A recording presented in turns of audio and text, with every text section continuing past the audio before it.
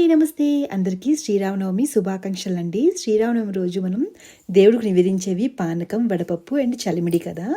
గుడిలో చేసే పానకం ఈరోజు మనం ఇంట్లోనే రెడీ చేసుకోవచ్చు. ఎంత క్వాంటిటీ మనం చేసుకుంటున్నామో దానికి అకార్డింగ్ బెల్లం అనేది తీసుకోవాలి. అందులో వాటర్ అనేది యాడ్ చేసుకొని బెల్లాన్ని కరిగించుకోవాలి. ఇలా కరిగించుకోవడం వల్ల దీంట్లో ఏమైనా నలకలు అలాంటివి ఏమైనా ఉన్నట్టయితే ఇక్కడ రిమూవ్ అయిపోతాయి. దీన్ని మనం జల్లెడ సాయంతో ఒకసారి జల్లించేసుకొని తగినంత వాటర్ అనేది ఇక్కడ యాడ్ చేసుకోవాలి. ఇలా వాటర్ అంతా యాడ్ చేసుకున్న తర్వాత ఇందులోనే మనము యాలకులు, దాంతోపాటు మనం సొంటి యాడ్ చేసుకోవాలండి. సొంటి ఏంటంటే మనం ఇక్కడ చూపిస్తున్నట్టుగా ఈ క్వాంటిటీ సరిపోతుంది. దాని తర్వాత మిరియాల పొడి, దీంతో పాటు మనం పచ్చకర్పూరం ఖచ్చితంగా యాడ్ చేయాలి. దీనివల్లనే మంచి టేస్ట్ వస్తుంది.